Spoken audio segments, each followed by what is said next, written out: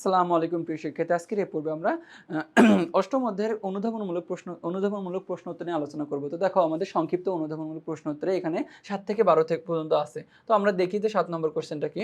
বলতেছে যে রাজনৈতিক দলের উদ্দেশ্য ব্যাখ্যা করো। কি বলতেছে? যে রাজনৈতিক দলের উদ্দেশ্য। তো আমরা জানি যে আধুনিক রাষ্ট্রের শাসন ব্যবস্থা রাজনৈতিক দল একটি গুরুত্বপূর্ণ প্রতিষ্ঠান। রাজনৈতিক দলের প্রধান উদ্দেশ্য হচ্ছে ১. রাষ্ট্রের গুরুত্বপূর্ণ সমস্যাসমূহ চিহ্নিত করে আদর্শগতভাবে ঐক্যবদ্ধ হয়ে সমস্যা সমাধানের লক্ষ্যে কর্মসূচি ও নীতিমালা প্রণয়ন এবং বাস্তবায়ন করা। ২. রাষ্ট্রের উন্নয়নমূলক কিছু নীতিমালা ও পরিকল্পনা জনগণের নিকট পেশ করে জনসমর্থন সৃষ্টি করা। এরপর কি বলতেছে? এরপর বলতেছে যে দলীয় নীতি ও দলীয় কর্মসূচি বাস্তবায়নের মাধ্যমে জাতীয় উন্নতি ও সমৃদ্ধি অর্জন করা এবং জাতীয় স্বার্থ অক্ষুণ্ণ রাখা। ৪ নম্বর বৈধ ও নিয়ম মাফিক নির্বাচনের মাধ্যমে রাষ্ট্রের শাসনভার গ্রহণ করা এবং রাজনৈতিক কর্তৃত্ব প্রতিষ্ঠা করা। এবং ৮ নম্বর বলতেছে গণতন্ত্র এবং নির্বাচনের সম্পর্কের একটি দিক ব্যাখ্যা করা। তারপর বলতেছে কি দেখো যে গণতন্ত্র এবং নির্বাচনের সম্পর্কের একটি দিক ব্যাখ্যা করতে বলতেছে।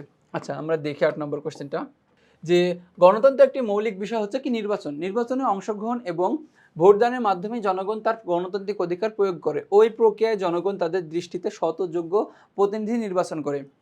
আমাদের দৃষ্টিতে কি করে? সৎ এবং যোগ্য প্রতিনিধি নির্বাচন করার ট্রাই করি।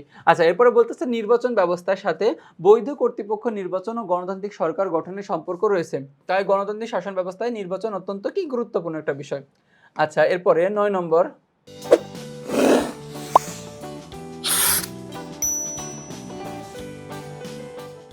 ৯ নম্বর কোশ্চেনে বলতেছে যে নির্বাচনকে গণতন্ত্রের মৌলিক বিষয় বলা হয় কেন? নির্বাচনকে দেখো আমরা জানি যে গণতন্ত্রের মৌলিক বিষয় হচ্ছে কি নির্বাচন ছাড়া প্রকৃত অর্থে গণতন্ত্রের অস্তিত্ব কল্পনা করাই যায় না। এখন দেখো যে নির্বাচনের মাধ্যমে কি একটা হচ্ছে কি জনগণ তার হচ্ছে কি যে ভোট প্রদান করে এবং তাদের মতামত এবং অধিকার প্রকাশ করে। বলতেছে কারণ নির্বাচনের মাধ্যমে জনগণ ভোট প্রদান এবং তার মতামত অধিকার প্রকাশ করে। এই প্রক্রিয়ায় জনগণ নিজের বিবেচনায় সৎ, যোগ্য ও দায়িত্বশীল প্রতিনিধিকে নির্বাচিত করে। নির্বাচনের ফলে বৈধ কর্তৃপক্ষ গঠিত হয় এবং সেই কর্তৃপক্ষের মাধ্যমে গণতান্ত্রিক সরকার প্রতিষ্ঠিত হয়। তাই জনগণের অংশগ্রহণ নিশ্চিত করা এবং বৈধ সময়ে কি বলতেছে এবং বৈধ সরকার গঠনের জন্য গণতান্ত্রিক শাসন ব্যবস্থায় নির্বাচন ব্যবস্থা হচ্ছে কি অপরিহার্য। এরপরে ১০ নম্বর কোশ্চেনটা কি বলতেছে যে ১০ নম্বর হচ্ছে আমাদের গণতান্ত্রিক মূল্যবোধ অর্জন করা প্রয়োজন কেন? তো জানি যে গণতান্ত্রিক মূল্যবোধ হলো এমন কতগুলো আচরণ ও বিশ্বাসের সমষ্টি যা গণতন্ত্রকে অর্থবহ করে তোলে।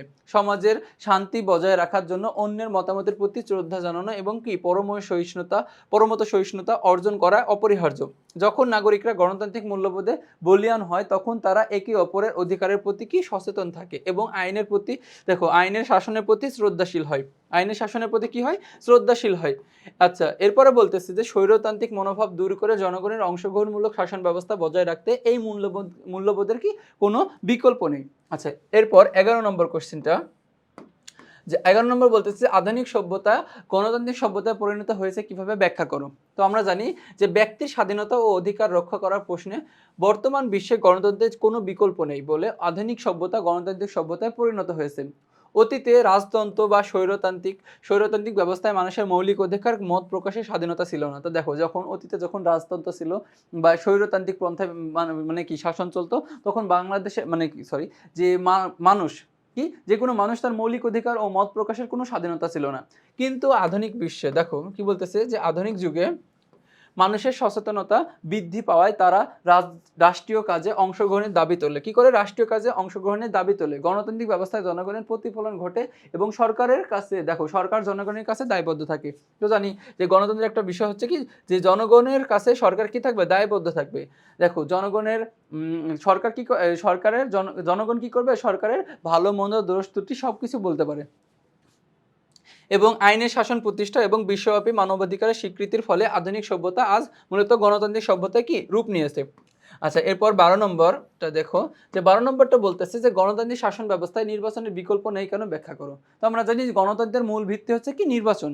এখন নির্বাচন ছাড়া গণতান্ত্রিক শাসন ব্যবস্থা কার্যকর হতে পারে না, কারণ নির্বাচনের মাধ্যমে জনগণ রাষ্ট্র পরিচালনার সরাসরি অংশগ্রহণের সুযোগ পায়। ভোটারদের মাধ্যমে তাদের মতামত প্রকাশ করে এবং নিজের পছন্দের সৎ এবং যোগ্য এবং প্রতিনিধিকে নির্বাচন করে।